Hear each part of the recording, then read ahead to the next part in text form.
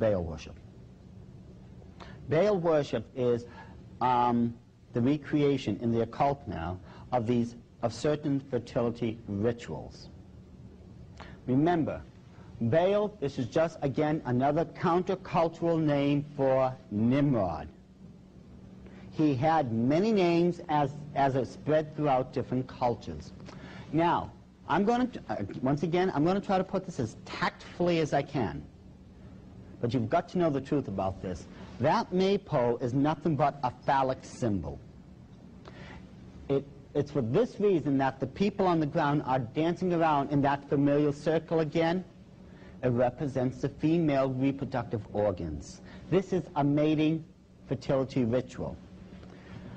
You will notice, now those streamers that are coming down are usually a good 6 feet in length. Most of the time it's red and white, though other people will do different colors, but that's okay.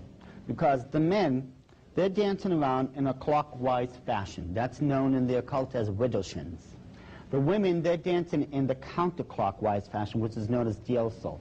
And if you notice, because of this, those ribbons are intertwining, correct, around the maypole. This shows the unification of the sexual organs and the act of procreation itself. That's all that May Day is. This is just a recreation of an ancient fertility ritual that still goes on in the occult today. This lady down here, this is the earth goddess. This is her in her full blossom now. She is a mature woman, and again, she is a fertility goddess. That's why on May Day you have this fertility ritual. Now, this one seems so harmless. This last one we're going to be covering. What can possibly be so wrong about being Irish for a day? St. Patrick's Day, correct? What could possibly be so wrong about it? What could be so against our Christianity that we shouldn't have a thing to do with it? Well, first of all, if you know anything about the myths, the leprechaun was a demonic imp. He was an elf. Now, I hunted high and low for the best drawing of an elf I could come up with. And I think the one I found is absolutely adorable.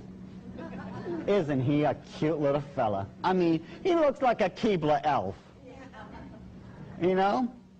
But he is green for a reason, because he's an earth creature. This is why you see all the green in St. Patrick's Day. It represents nature. This is a nature-oriented occult ceremony with the holidays that go with it. He is always seen with a cauldron filled with gold coins, correct? I'm going to tell you something that just may really upset some of you. Back during the days of Babylon and the Egyptian Empire, the people were worshiping, and you'll find this in the Bible, a particular pagan god known as Moloch.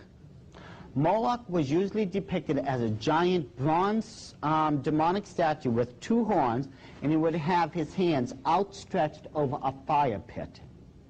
Parents, in order to receive financial blessings from Moloch, would take their own infants and place them on those white, hot hands.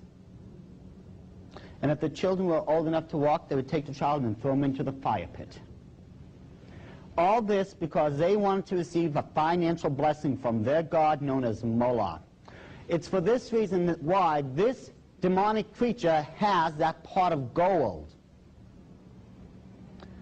And I'm going to tie this in with these 2 items. Down here, how many people is familiar with this particular item here? It's known as a shillelagh, right? Think about this. Remember how I told you everything, occultically speaking, you can find as far as a reversal or a counterfeit from the Holy Scriptures? What could that shillelagh be a counterfeit of? What was that? Aaron's rod, exactly. Aaron's rod held great power in it. The shillelagh is where the leprechaun's entire power is held. It is stated, if you have his shillelagh, you control the leprechaun. Remember the design of the Tower of Babylon, how it spiraled? And remember how at the top I told you that there was the temples running through it? Moloch would bless the people through finances, right? It's from this you get the common symbol that's known as the Italian horn. The Italian horn itself spirals like the Tower of Babylon, and you ask anyone who wears it, they say, I wear it for financial blessings and for good luck. Isn't that what you've heard about it? That's where you get it from.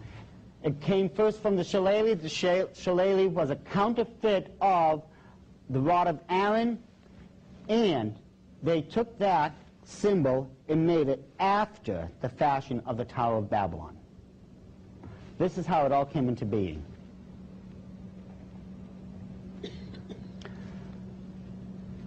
We like to boast to people that we are a Christian people. We are God's children. And yet, when we are honest with ourselves, our practices as far as any of these holidays will say the opposite.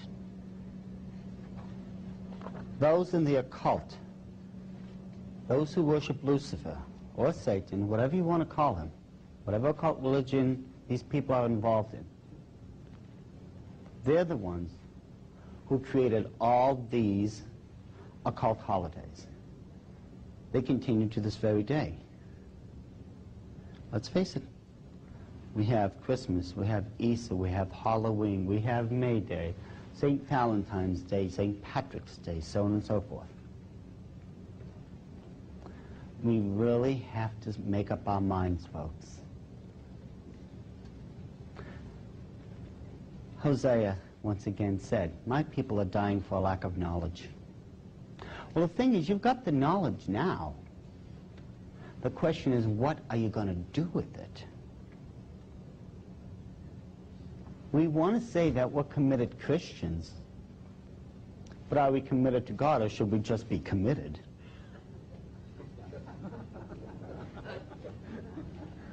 These are not going to be easy things to tackle. Then again, let's be honest, God never promised you an easy life. He said he would give you the strength to make it one day after another. Are you going to keep practicing these holidays? I'm going to hope you don't. I can't tell you not to, because if I just tell you right now, you can't do this anymore, I would be stepping on your free will. God gave each and every single one of you free will, the ability to choose. For me to force you into not doing it would be doing something God himself wouldn't do. If you ever notice, God won't step on anyone's free will. If he wanted people without free will, well, these couldn't be people who could love him. They would just be robots, wouldn't they? But God gave us free will so that, among other things, we could freely choose to love him. But again, as we're saying, all this is going to have to come down to your choice. Are you going to continue to practice these occult holidays? Because that's what they are. You can ask anyone in the occult. Go to an occult bookstore, or find a witch, or even a Satanist.